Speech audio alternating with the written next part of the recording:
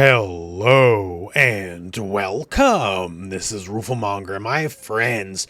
Today I want to talk about Marvel Tokon specifically, and in that, what exactly is going on the Marvel Tokon front.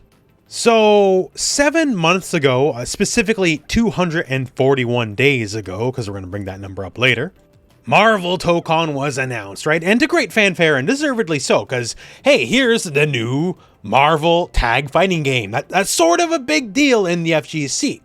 And instead of 3 versus 3, it's 4 versus 4. Therefore, that means it's 1 better, because 4 is a higher number than 3, right?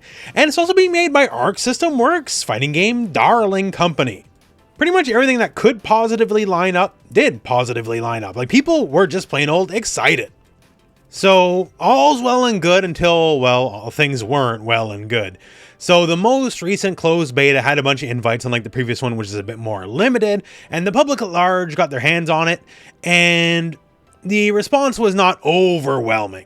We already covered that in a previous video, and for my money, I still think the game's fun. Like, I'm still looking forward to playing it, and I think some of the responses were overblown, especially when it comes to like combos and stuff like that, but the response was certainly less than perfect, right?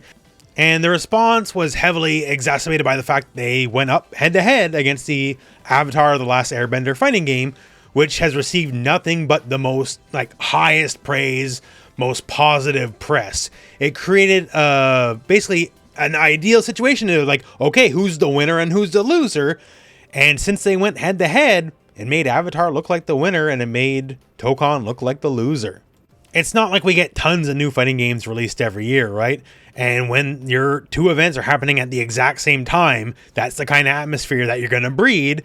And the fact that the much bigger game of the two came up short is kind of damning.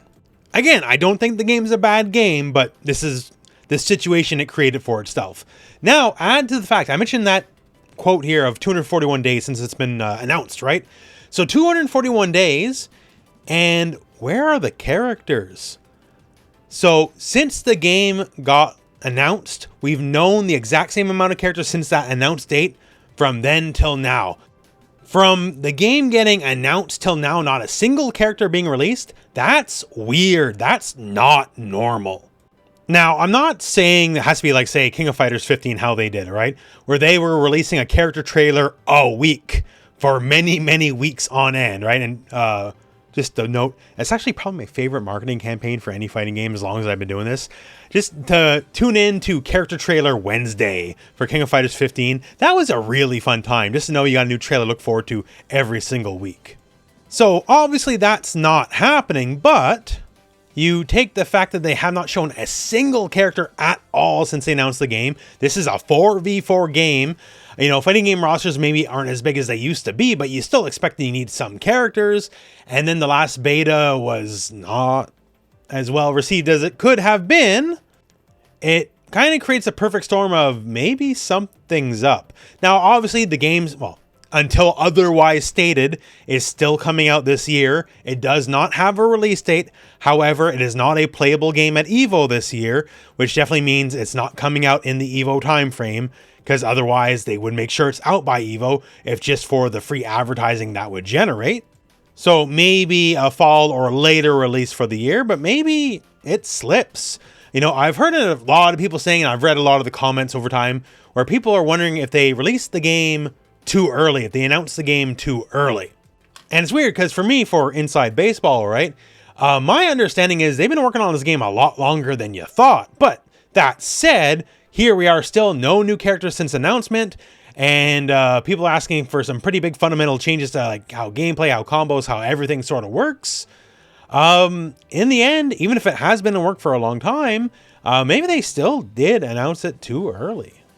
I mean, to be perfectly real, it's hardly the only upcoming fighting game where you can make that criticism, right?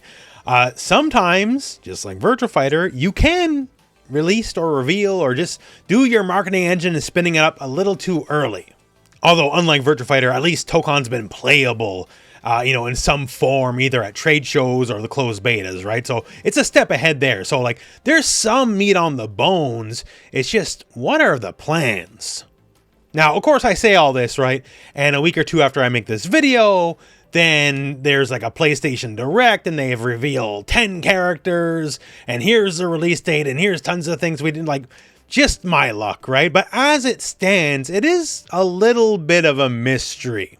As someone who's really big into covering, the launch of these various fighting games and all the marketing and all that just that leads up to it, this is not normally how it goes in terms of like just general presentation, and especially when the betas themselves are the greatest marketing of the game. Like normally a beta is cap of the marketing, right? Like, okay, we've done a bunch of trailers, we showed you a bunch, character reveals or gameplay or features or whatever, and now get excited for the beta. Now we've had 2 betas for this game, yet none of the usual marketing hullabaloo that you would otherwise get in a release coming up, especially for one that's launching this year. Now granted, we're very early into this year and there's a lot more year to go, but still, it's this year. So to me anyways, it sort of leaves us at 2 points. Either after the negative press and somewhat, critical reception of the recent closed beta, maybe they're retooling a bunch of stuff. Maybe a lot of stuff they had is like, okay, this isn't ready for showtime, so they're pulling it back. That's why, more dedicated character reveals and just other stuff, because they think the game does need more time in the oven.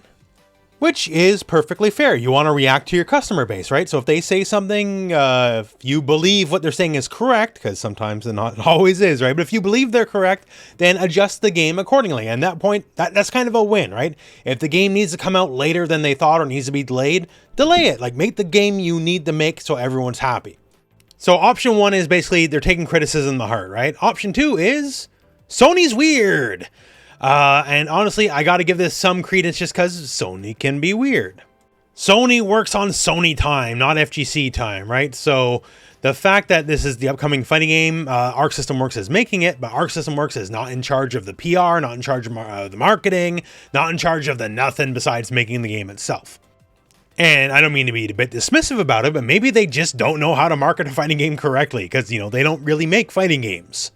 You could build a lot of goodwill and just a lot of good marketing by, drip feeding us a character every 2 months or something, right? Like, oh, hey, here's Hulk or here's Wolverine or whatever, whichever characters may appear in the game because we don't know yet. And again, we don't know a single character since the game got announced. That's one of the craziest things.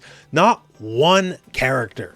Again, after I make this video, like a week later, they're going to announce every character because that's just my luck. But as it stands, the whole thing just seems odd and it just seems a lot more silent than it needs to be, right? Well, I've already been very critical about Virtua Fighter, the fact that they got basically nothing for us after announcing the game. And Tokon, despite it being technically playable several times, also feels like they kind of got nothing for us right now. And the main reason I'm making this video is just because there's something on my mind, like what's going on here? Is something up? And of course, if something up, they won't tell us directly, right? Which just kind of makes the mystery keep on going. That all said, though, where are you on this? What do you think's going on with Marvel Tokon? And are you even still excited for Marvel Tokon at this point here? Please let me know in the comments below, because it's been a while. And, eventually when we do get a new trailer, I'm sure a lot of people will be excited again.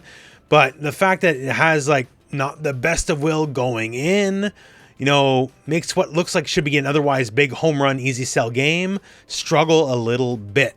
So let me know in the comments, and otherwise, well, that is it for the video. So thank you very much for watching. Hope this video has found you well, and go out and play some fighting games.